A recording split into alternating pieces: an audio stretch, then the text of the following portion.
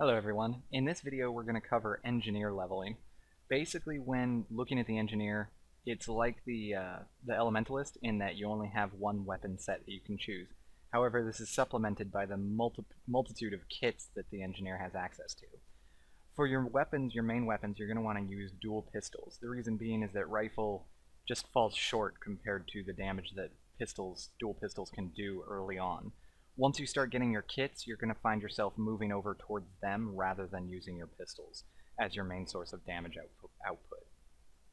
I'm going to move on to the utility skills here. We'll get back to the main attacking ability skills once we get to the bomb kit, which is what I'm going to cover as one of the utility skills.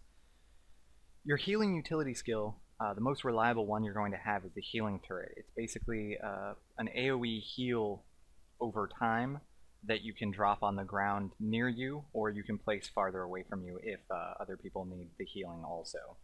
Basically, you place it and you forget about it. It just heals you over time as you stand within the radius of the healing turret's heals.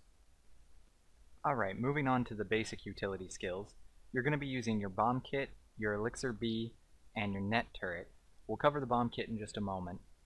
Elixir B is basically an elixir that you can drink that will grant might, fury, swiftness, and retaliation to yourself for about 10 seconds. The might lasts for 30 seconds, and it has a 40-second cooldown, so you can use that in pretty much every fight you go into. Also keep in mind that you also have the ability to toss the elixir, which will apply all those effects to your allies that are within the range of the AoE when it lands. The other skill we're going to be using is Net Turret. Basically that puts a turret down on the ground much like the healing turret, except in this case it fires nets that will immobilize your enemy. You can also use the turret again to fire off an electrified net, which will do some damage and immobilize again. It also has a 2-second stun when it hits. Your elite skill that you're going to be using is Elixir X. Elixir X is very fun to use. It can turn you into a tornado, which will allow you to do damage and throw enemies around, or it'll turn you into a juggernaut, which basically makes your stability. You can't be stunned, rooted, and all that good stuff, and it increases your attack power by a little bit. It's got a 2-minute cooldown, so you're basically going to want to use it for when you really need the extra damage, or you need to get away for one reason or another. Now moving back onto the bomb kit. The bomb kit is basically you use the utility and it changes all your weapon skills into something else. What we're looking at here is the bomb, which is your base attack, fire bomb, concussion bomb, smoke bomb, and glue bomb. The regular bomb is basically just a damaging attack that you will put at your feet, and after a second or two it'll explode. You can cast that over and over and over and over, and it will just continue to explode in a chain reaction. The fire bomb creates a bomb at your feet that when it explodes it does a minor amount of damage and burns all targets nearby. The concussion bomb confuses all nearby enemies and does a minor amount of damage. Confusion works in a way, basically it puts a debuff on the enemy that every time they use a skill, like they attack you or they use any skills that are going to slow you or chill you or anything like that, it'll do additional damage to them. Smoke bomb is another bomb that will be placed at your feet, and when it explodes, it blinds all nearby enemies for 6.5 seconds, basically allowing you 6.5 seconds of no damage taken. And the glue bomb finally is a bomb that when it explodes, it will immobilize all nearby targets for 1.25 seconds, and then it will also cripple them so long as they stand in the radius of the glue.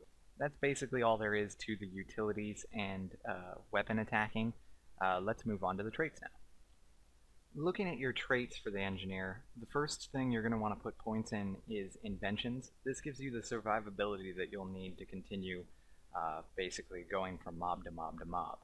Explosives is the next set of traits that we're going to put points in because that gives you the oomph and the power you need to attack with. The third trait skill we're going to be putting in is firearms. That gives you some precision, some critical damage, and then also condition damage increase.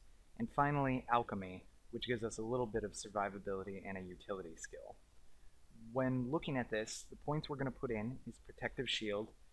Basically what that does is you gain protection, which is a 33% reduction in all damage done to you for 3 seconds when you're hit by a critical attack. Really invaluable. The next one we're going to go with is Power Shoes. That gives you 10% increased movement speed while in combat. Looking at the explosives traits, we choose Forceful Explosives. Makes bombs and mines have a larger explosion radius. And then we also choose Short Fuse. It reduces the recharge for bombs and grenades by 20%. Basically, this 8-second cooldown on fire bombs, concussion bombs got a 14.5-second cooldown, smoke bombs 20, and glue bombs 20 now because of that trait. Looking at firearms, we then have Precise Sights. That gives us a 50% chance to cause vulnerability on critical hits. And then down in Alchemy, we have Fast Acting Elixirs, which basically allows you to use your elixirs 20% faster. So Elixir B has a 32-second cooldown now, and unfortunately the elite skills for some reason aren't affected by your traits, but that may be something that ArenaNet changes in the future.